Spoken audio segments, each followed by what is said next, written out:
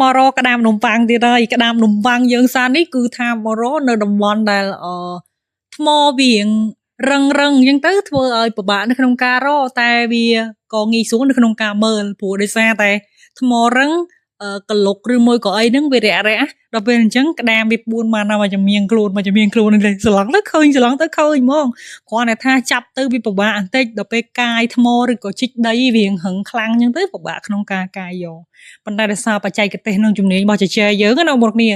ប្រឹងប្រែងអត់ធ្មត់យ៉ាងណាក៏នៅតែយកបានដែរដោយរបៀបថ្មខ្លះហឹងគាត់កាយតម្រូវបានចាប់ងំតែចាញ់ហ្នឹងណាបងប្អូនបើសិនជាខ្ញុំវិញណាចាប់ទាញឯងតមកតែទាញយើងប្រើកម្លាំងខ្លាំងវាត្រូវដាច់ជើងដាច់អីឯងអញ្ចឹងវាខូចគុណភាពក្តាមតែយើងខឹងឲ្យរៀងយូរទៅចេះហែងអញ្ចឹងណាបងប្អូននេះមកនេះរៀងហឹងវាយមិនត្រូវខុសបច្ចេកទេសហ្នឹងវាយទៅបុកក្តាមទៀតបងប្អូន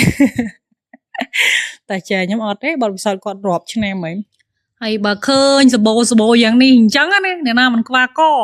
បើម្លឹងណាបងប្អូនដល់គ្នាហើយទៅរកក៏យើងអ្នកថ្មីថ្មងមិនទៅគិតរឿងលក់អីបងប្អូនយើងដឹងតែទៅរកយកមកហូបតើហើយទៅហែងតែប្រហើនណែនឹងដាច់ដៃដាច់ជើងទីឯងខ្ទេចតែសម្រាប់គាត់អ្នកអាជីពរងថ្ងៃសម្រាប់នឹងលក់គឺថ្នាក់ថ្នមខ្លាំងមិនដូចយើងឆិនឆៃណាបងប្អូនណាក្តាមអាណិតគ្នាដែរជួបចាចែអ្នកប្រមាញ់ក្តាមហ្នឹងគឺចោលតែម្ដងគាត់ជំនាញខ្លាំងណាអាគ្នានៅខំទៅពួននៅក្រោមថ្មនោះឡើងបាតថ្មហ្នឹងទៅតាមមកកាយឃើញទៅគ្នាគិតថាប៉ុណ្ណឹងថាវាមិនឃើញរួចខ្លួនណាឃើញវាគិតថាប៉ុណ្ណឹងឃើញក៏ឲ្យក៏នៅរួចខ្លួនណាព្រោះវារៀងជ្រៅអញ្ចឹងណាហើយកិលេសខ្លាំងពិបាកក្នុងការយកថ្មវាធ្ងន់ណាអត់មានអីជាឧបសគ្គសម្រាប់ចែមួយហ្នឹងទេគឺថាគាត់នឹងបល័យថ្មដល់ខ្ទេចតែម្ដងនិយាយរួមឲ្យតែគាត់កលែកទៅឃើញហើយកុំសង្ឃឹមនៅរួចខ្លួនគាត់ថាបើសិនជាគាត់ឃើញហើយគាត់មិនបានយកគាត់យកមិនបានគឺគាត់មិនអស់ចិត្តមក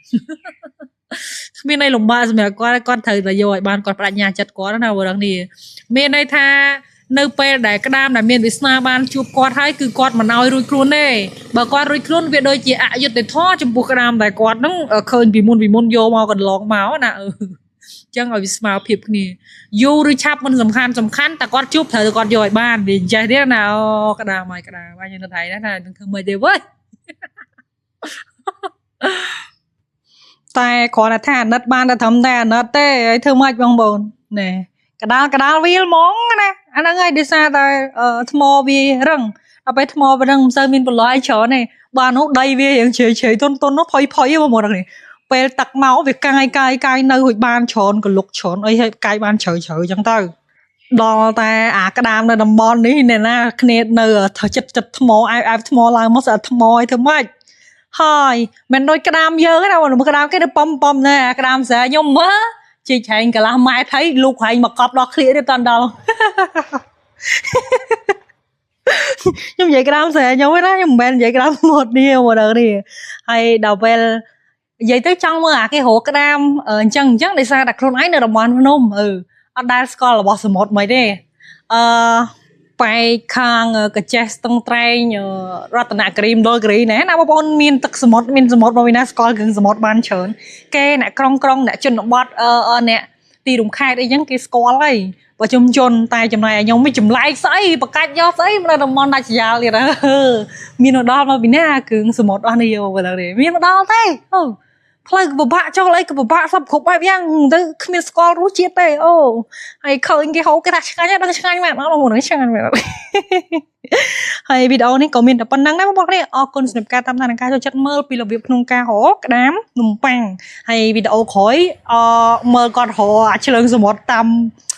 លើដីអញ្ចឹងវិញណាអត់រកក្នុងទឹកទេរកតែលើដីរកលើថ្មអញ្ចឹងណាអត់បាក់ចុះទឹកទៅនេសាទអីបាក់អែមហ្នឹងគ្នា